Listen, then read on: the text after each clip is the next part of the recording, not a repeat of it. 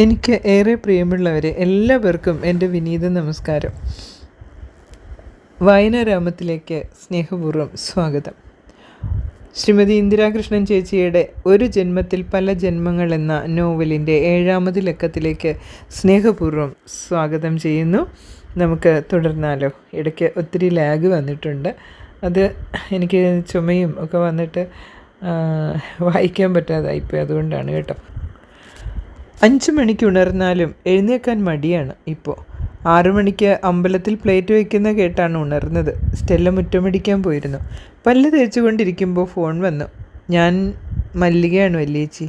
ഏട്ടൻ പോയി. ഇന്നലെ അമ്മയെ കാണാൻ പോയതാണ്. അവിടുത്തെ മുറ്റത്ത് മാവിന്മേൽ തൂങ്ങിയത്രേ. മോൻ അങ്ങോട്ട് പോയിട്ടുണ്ട്. എനിക്കെന്താ ചെയ്യേണ്ടതെന്ന് അറിയില്ല. ചേച്ചി ഓടി വരണ്ട, വയ്യാത്തതല്ലേ. ഞാൻ വിവരമറിയിച്ചു എന്ന് മാത്രം. എൻ്റെ മോളെ, എന്തൊരു വിധിയായി നിനക്ക്. എനിക്കൊരു വിഷമവും ഇല്ല ചേച്ചി. ഞാൻ ആത്മഹത്യ ചെയ്യൂല. ഒന്ന് ഗീത ചേച്ചിയോട് പറയൂ വരണ്ടാന്ന്. ഞാൻ പറഞ്ഞു എന്നും പറയണം.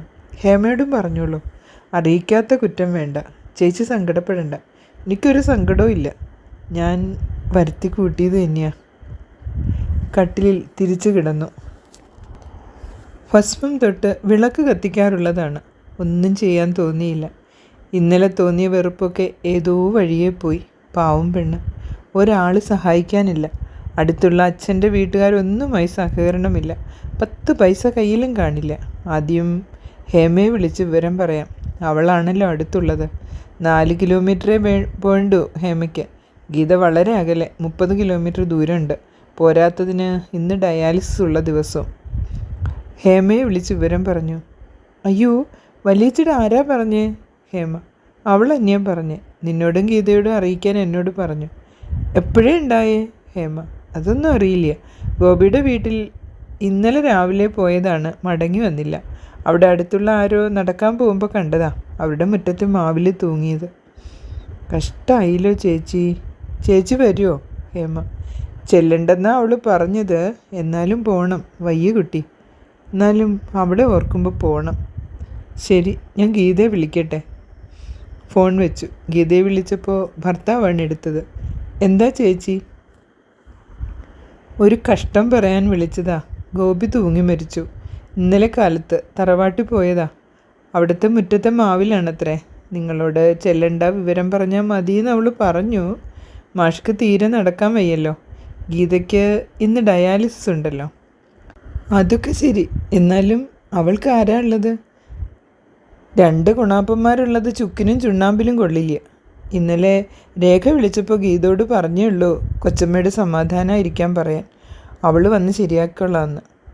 വലിയ കഷ്ടമായില്ലോ. ഞാൻ ആരെങ്കിലും കൂട്ടിപ്പോവാം. കാലിന് വയ്യ. ഗീതയ്ക്കിന്ന് ഡയാലിസിസ് ഉണ്ട്. ഗീതയുടെ ഭർത്താവ്.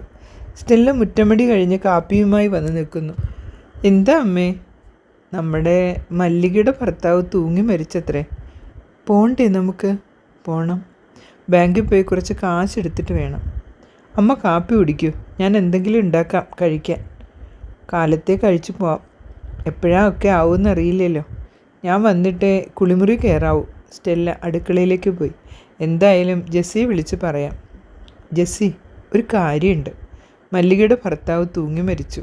അവിടെ അല്ല, ഇന്നലെ തറവാട്ടിൽ പോയത്രേ. അവിടെ മുറ്റത്താണത്രേ.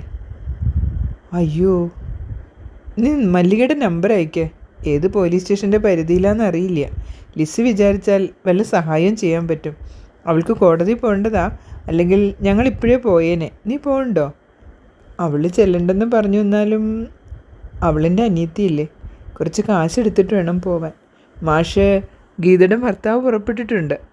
അങ്ങേർക്കും കാല് വയ്യ. ഗീതയ്ക്കിന്ന് ഡയാലിസിസ് ഉണ്ട്. ഞാൻ അതിലേ വരാം. നമുക്ക് ഒരുമിച്ച് പോവാം. കാശ് എൻ്റെ കയ്യിലുണ്ട്. നീ ചെക്ക് തന്നാൽ മതി. 50,000 മതിയല്ലോ. അത് മതി.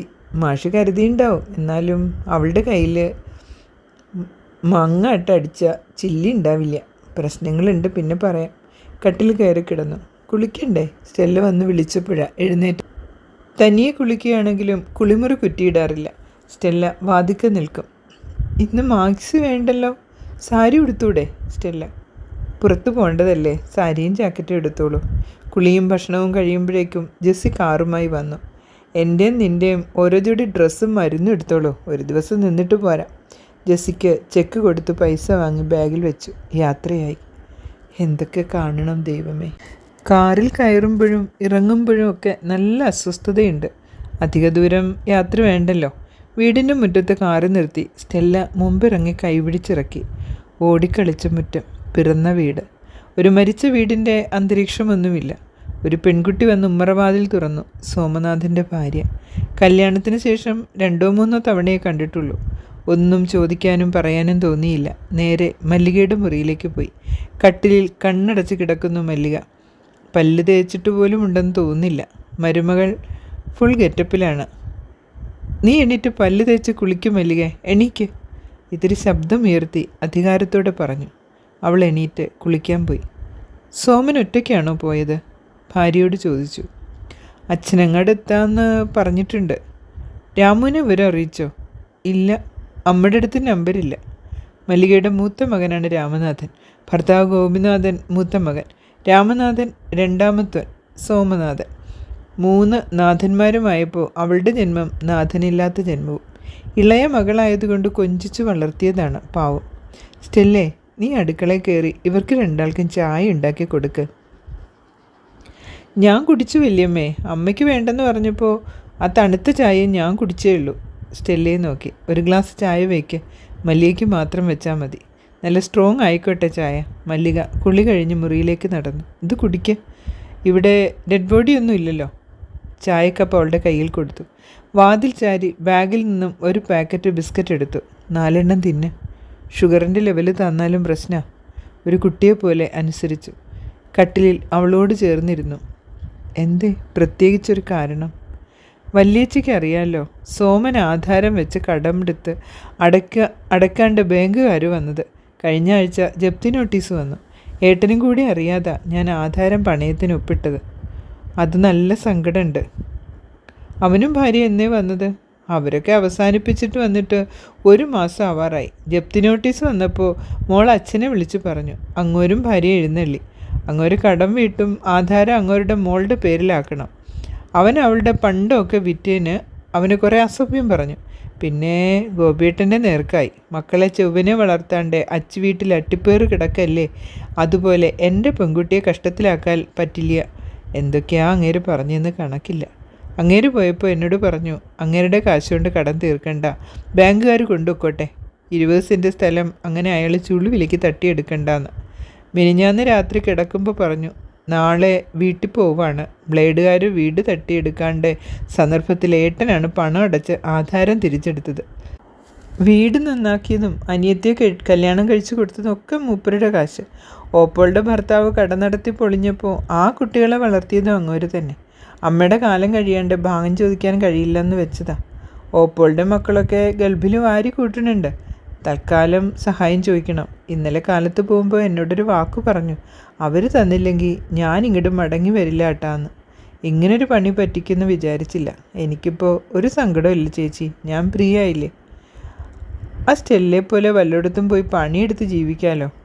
വയ്യാണ്ട് വന്ന ഇഷ്ടംപോലെ അനാഥാലയം. ഞാൻ തന്നെ കാരണം. ചേച്ചി എത്ര കഷ്ടപ്പെട്ട് MA വരെ പഠിച്ചതാ. എന്തെങ്കിലും തൊഴിൽ ചെയ്യാനുള്ള ബുദ്ധി കാണിച്ചില്ലല്ലോ. മുറ്റത്തൊരു കാറ് വന്നു നിന്ന ശബ്ദം കേട്ടു. രാമുവിൻ്റെ ഇപ്പോഴത്തെ ഭാര്യയും അവളുടെ ആദ്യത്തെ അമ്മായിയമ്മയും കൂടി കയറി വന്നു. അവളും നേരെ മല്ലികയുടെ മുറിയിൽ വന്നു. അമ്മേ, എന്തേ പ്രത്യേകിച്ച്? ഞാൻ എന്താ പറയുക കുട്ടിയെ. അവൾ മല്ലികയുടെ അടുത്തിരുന്നു. അമ്മയ്ക്ക് എന്നെ അറിയിക്കാൻ തോന്നിയല്ലോ. ഞാനമ്മ ഒന്ന് കാണാൻ വന്നതാ. അധികം നിൽക്കണില്ല. അമ്മയുടെ മകൻ വന്നാൽ വല്ല സീനും ഉണ്ടാക്കും. ഞാൻ വിളിക്കാം രാത്രി. എന്നെക്കൊണ്ട് പറ്റണ കാര്യം വല്ലതും ഉണ്ടെങ്കിൽ ചെയ്തു തരാം. അവളുടെ അമ്മായിയമ്മയും അകത്ത് വന്ന് മല്ലികയുടെ അടുത്തിരുന്നു. ഞങ്ങൾ അധികം നിൽക്കണില്ല മല്ലികയെ. മല്ലികയ്ക്ക് അറിയാലോ മോൻ്റെ സ്വഭാവം. കേട്ടപ്പോൾ മല്ലികയെ കാണണം തോന്നി. ടാക്സി വിളിച്ചതാ. ബോഡി പോസ്റ്റ്മോർട്ടം കഴിഞ്ഞ് കൊണ്ടുവരാൻ വൈകുമല്ലോ. അതുവരെ നിൽക്കണില്ല. പോണു മല്ലികയെ. അവർ വന്ന കാറിൽ തിരിച്ചുപോയി. നല്ലൊരു കുട്ടി. അതേ ചേച്ചി, അവരുടെ അച്ഛൻ കുടിച്ചാലും കയ്യാങ്കളി ഉണ്ടായിരുന്നില്ല. ഇവൻ്റെ കയ്യിരിപ്പ് ശരിയല്ല. എന്തേ അവർ പോയത് ജെസ്സി? അവർ പാലക്കാട്ടിൽ നിന്ന് ടാക്സി വിളിച്ച് വരണതാ. ബോഡി എപ്പോഴാണ് കൊണ്ടുവരാമെന്നറിയില്ലല്ലോ. 2 വയസ്സുള്ള കുട്ടിയെ അയൽവക്കത്ത് ഏൽപ്പിച്ച് പോന്നതാ. അതുവരെ കാക്കണില്ല എന്ന് പറഞ്ഞു. അനിയൻ്റെ ഭാര്യ കണ്ടു എന്ന് നടിച്ചില്ല. അവരും ഒന്നും മിണ്ടാൻ പോയില്ല. ഞാൻ പോട്ടെ വല്യമ്മേ, ഒരു നിവൃത്തിയില്ലാത്തതുകൊണ്ട് പോവാണ്. അമ്മയെ ഞാൻ വിളിക്കാം പിന്നെ. അവർ കാറിൽ കയറി തിരിച്ചുപോയി. അവളുടെ നന്മയാണല്ലോ മകൻ മരിച്ചിട്ടും അമ്മായിയമ്മ അമ്മയായി അവളെ കൊണ്ടു നടക്കുന്നത്. കഷ്ടം. മല്ലികയുടെ അവസ്ഥ. മല്ലികയുടെ കട്ടിലിൽ ചേർന്ന് കിടന്നു ജെസ്സി. ലിസയുടെ ഫോൺ നമ്പറും തന്ന് മടങ്ങിപ്പോയി. സ്റ്റെല്ല പാവം വീടും മുറ്റവും അടിച്ചു വൃത്തിയാക്കുന്നു. ആരെങ്കിലും വന്നാൽ ഇങ്ങനെ കിടക്കണ്ട, എനിക്ക് നേരവും പോണില്ല. 11 മണി കഴിഞ്ഞ് കാണണം. ഫോൺ ബെല്ലടിച്ചു. ഗീതയുടെ ഭർത്താവ്. വലിയച്ചി, ഡെഡ് ബോഡി പോസ്റ്റ്മോർട്ടത്തിന് കയറ്റി. സ്റ്റേഷനിലെ CI പരിചയമുള്ള ആളാണ്. ഒരു പ്രശ്നവും കൂടാതെ കാര്യങ്ങൾ നടന്നു. ഭാഗ്യത്തിന് പോസ്റ്റ്മോർട്ടം ചെയ്യുന്ന ഡോക്ടർ എൻ്റെ സ്റ്റുഡൻ്റായി. അത് കാരണം താമസമില്ലാതെ കാര്യം നടക്കും. പിന്നെ ഒരു പ്രശ്നമുണ്ട്. ഗോപി ആത്മഹത്യാക്കുറിപ്പ് എഴുതി വെച്ചതിൽ സംസ്കാരം അവരുടെ തറവാട്ട് വളപ്പിൽ ചെയ്യണമെന്ന് എഴുതിയിട്ടുണ്ട്. ഗോപിയുടെ അവിടുത്തെ കൂട്ടുകാർ 5 പേർ വന്നിട്ടുണ്ട്. അവരും നിർബന്ധം പറഞ്ഞിട്ടുണ്ട് അവിടെ വേണമെന്ന്. സംസ്കാരത്തിനുള്ള കാശ് അവരെ ഏൽപ്പിച്ചപ്പോൾ അവർ വാങ്ങിയില്ല. അത് അവരുടെ ചുമതലയാണ്, അവർ ചെയ്തോളാമെന്ന്. മാഷേ, ഗോപിയുടെ വീട്ടുകാർ സമ്മതിച്ചില്ലെങ്കിലോ? അത് നാട്ടുകാരേറ്റിട്ടുണ്ട്. പഞ്ചായത്ത് പ്രസിഡൻറ്റ് വന്നിട്ടുണ്ട്. അയാൾക്കും ഒരു എഴുതി വെച്ചിരുന്നു. പിന്നെ പോലീസ് പ്രൊട്ടക്ഷനുമുണ്ട്. മല്ലികയോട് പറയൂ അങ്ങനെ തന്നെ നടക്കട്ടെ എന്ന്. ഒരു 2 മണിക്ക് അവിടെ എത്തിയാൽ മതി. ആരാ അവളെ കൊണ്ടുപോവുക? വലിയേച്ചി യാത്ര ചെയ്ത് പ്രശ്നമായാലോ? മരുമകളുണ്ടല്ലോ ഇവിടെ, അവൾ പോട്ടെ. രാമുവിനെ വിവരം അറിയിക്കാൻ പറ്റില്ലല്ലോ. വലിയേച്ചി, അവൻ തിരുപ്പൂരാണ്. അവിടുന്ന് കാലത്ത് പോന്നിട്ടുണ്ട്. രേഖയെ വിളിക്കാറുണ്ടായിരുന്നു. അവൾ നമ്പർ അയച്ചു തന്നു. അവിടെ അടുത്ത് ആരെങ്കിലും ഉണ്ടോ നമ്മൾ പറയുന്നത് ശ്രദ്ധിക്കാൻ? മല്ലിക മാത്രമേ ഉള്ളൂ. അവളുടെ മരുമകളുടെ തന്ത വന്നിട്ടുണ്ട്, ഒരു മൊശകോടൻ. അയാളാ കാരണം അവൻ തൂങ്ങാൻ. ഗോപിയുടെ പെങ്ങളുടെ പെരുമാറ്റം കൂടിയായപ്പോൾ മുഴുവനുമായി. അയാൾക്ക് അവിടെ ചെന്ന് ഗോപിയുടെ വീട്ടുകാരോട് 4 പറയണം അത്രേ. ഞാൻ സോമനെ വിളിച്ച് താക്കീത് ചെയ്തിട്ടുണ്ട്. നിൻ്റെ അമ്മായിയപ്പൻ്റെ വായടച്ചില്ലെങ്കിൽ നാട്ടുകാർ കൈകാര്യം ചെയ്യുമെന്ന്. ഒറ്റ പൈസ അയാളെ കൊണ്ട് ചിലവാക്കിക്കരുതെന്ന് ഗോപിയുടെ കൂട്ടുകാരോട് പറഞ്ഞിട്ടുണ്ട്. ഞാനങ്ങോട്ട് പോണില്ല. ഞാൻ ബോഡി കണ്ടുമില്ല. അവൻ്റെ കൂട്ടുകാർ നല്ല മര്യാദയും വിവരമുള്ളവരാ. അവർ പറഞ്ഞു മാഷ് വയ്ക്കുള്ളൂ, അവരൊരു പ്രശ്നവും കൂടാതെ കൈകാര്യം ചെയ്തോളാമെന്ന്. എന്തോ ചില ദൈവാധീനമുണ്ട്. ചുറ്റിക്കളിക്കാണ്ട് എല്ലാം നടക്കുന്നുണ്ട്. അവിടെ NSകാരെല്ലാം ശരിയാക്കി വയ്ക്കും. ആസ്പത്രിയിൽ നിന്ന് അവിടെ എത്തിക്കേണ്ട താമസമേ ഉള്ളൂ. അപ്പോഴേക്കും രാമു എത്തും. ബാക്കി കാര്യങ്ങൾ രാത്രി വിളിക്കാം. വലിച്ച് തിരിച്ചു പോവുമോ? ഇന്ന് പോവില്ല. കുറേ പറയാനുണ്ട്. അവൻ്റെ എഴുത്തും വിശേഷവും. ഞാൻ രാത്രി വിളിക്കാം. ഫോൺ വെച്ചു. മല്ലികേ, മാഷാ വിളിച്ചത്. ബോഡി പോസ്റ്റ്മോർട്ടത്തിന് കയറ്റി. നിന്നോട് ഗോപിയുടെ വീട്ടിലേക്ക് ചെല്ലാൻ പറഞ്ഞു. ഗോപി നിർബന്ധം എഴുതി വെച്ചിട്ടുണ്ട് അത്രേ അവിടെ ദഹിപ്പിക്കണമെന്ന്. നാട്ടുകാർക്കും വാശി. അവരെല്ലാം ഏർപ്പാട് ചെയ്തു. രാമു അവിടെ എത്തും. നിൻ്റെ കൂടെ പോരാൻ എനിക്ക് വയ്യ. സ്റ്റെല്ല വരും. നിൻ്റെ മരുമകളും ഉണ്ടല്ലോ. ഞാൻ പോണില്ല ചേച്ചി, എനിക്ക് കാണണ്ട. ഇന്നലെ കാലത്ത് വരെ കണ്ടതല്ലേ. ഇനി ആ പിണ്ടി കണ്ടിട്ട് എന്തിനാ? ആൾക്കാരെന്തെങ്കിലും പറഞ്ഞോട്ടെ. എന്നെ ഇട്ടുപോയ ആളോട് എനിക്കൊരു ബാധ്യതയില്ല. നല്ല തണ്ടും തടിയുള്ള 2 ആമക്കളുണ്ടല്ലോ, അവർ ചെയ്യട്ടെ. അങ്ങോർക്ക് ജീവിച്ചിരിക്കുമ്പോൾ ആരും ഉണ്ടായില്ലെങ്കിലും മരിച്ചപ്പോൾ കൂട്ടുകാരുണ്ട്. എന്തിനോ അവർ മതി ഇത്രേ. നിൻ്റെ മോൻ്റെ അമ്മായിയപ്പൻ ആളാവാൻ നോക്കാത്രേ. സോമനെ വിളിച്ച് മാഷ് പറഞ്ഞേൽപ്പിച്ചിട്ടുണ്ട് വായ മൂടി കെട്ടിക്കോളാൻ. പോലീസ് പ്രൊട്ടക്ഷനും ഉണ്ട്. പെങ്ങൾക്ക് ഒരു പ്രശ്നം ഉണ്ടാക്കാൻ പറ്റില്ല. എനിക്കൊന്നും തോന്നണില്ല. എൻ്റെ മുന്നിൽ കൊണ്ടുവരില്ല എന്ന് കേട്ടത് സമാധാനം. ചേച്ചി പൊക്കോളൂ. വൈകുന്നേരം ആകുമ്പോഴേക്കും മോനും ഭാര്യ എഴുന്നള്ളൂല്ലോ. ഏയ്, ഞാൻ പോണില്ല. നാളെ മാഷ് വരും. നീ ആരും ഇല്ലാത്തവളാവില്ല. ഞാനും ഗീതയുള്ള കാലം. കാര്യങ്ങൾ ഞങ്ങൾ തീരുമാനിക്കും. നീ അനുസരിക്കണം. അച്ഛനെ പോലെ മക്കളെയും പേടിച്ചാൽ പറ്റില്ല. അമ്മേ, സോമേട്ടൻ വിളിക്കുന്നു. മരുമകൾ ഫോണുമായി വന്നു. അമ്മേ, അച്ഛൻ്റെ അവിടേക്ക് വന്നോളൂ. സംസ്കാരം അവിടെയാ. ഞാൻ വരണില്ല. എൻ്റെ ഒരു ആവശ്യവും ഇവിടെ ഇല്ല. എനിക്ക് കാണണ്ട. മരിച്ച ആളുടെ വൈരാഗ്യം? എനിക്കൊരു വൈരാഗ്യം ഇല്ല. എനിക്ക് കാണണ്ട. കത്തിക്കാൻ എൻ്റെ ആവശ്യമില്ലല്ലോ. എന്ത് തിമ്രിട്ടാ അത്? ഒന്നുമില്ലെങ്കിൽ നാട്ടുകാരെ പേടിക്കണ്ടേ? ഫോണിൽ മരുമകളുടെ അച്ഛൻ. എനിക്ക് തന്നോടൊന്നും പറയാനില്ല. താൻ എൻ്റെ ഒരു കാര്യം അന്വേഷിക്കണ്ട. ഫോൺ കട്ട് ചെയ്ത് മരുമകളുടെ കയ്യിൽ കൊടുത്തു. കുട്ടിക്ക് പോകാൻ പറ്റുന്നുണ്ടെങ്കിൽ പോയിക്കോളൂ. എനിക്ക് കാണണ്ട. മല്ലിക. മരുമകളൊന്നും മണ്ടാതെ തിരിച്ചു നടന്നു. മല്ലിക പോകുന്നില്ലെങ്കിൽ സ്റ്റെല്ല പോകേണ്ട കാര്യമില്ല. പ്രിയമുള്ളവരെ, ഇന്നത്തെ ലക്കം ഇവിടെ അവസാനിപ്പിക്കുകയാണ്. അടുത്ത ലക്കവുമായി വീണ്ടും ഉടനെ തന്നെ വരാൻ ശ്രമിക്കും. വായിക്കാൻ ചില ചെറിയ പ്രശ്നങ്ങൾ, അതുകൊണ്ടാണ് കേട്ടോ താമസിക്കുന്നത്. ക്ഷമിക്കുമല്ലോ. അപ്പോൾ എല്ലാവർക്കും എൻ്റെ നമസ്കാരം.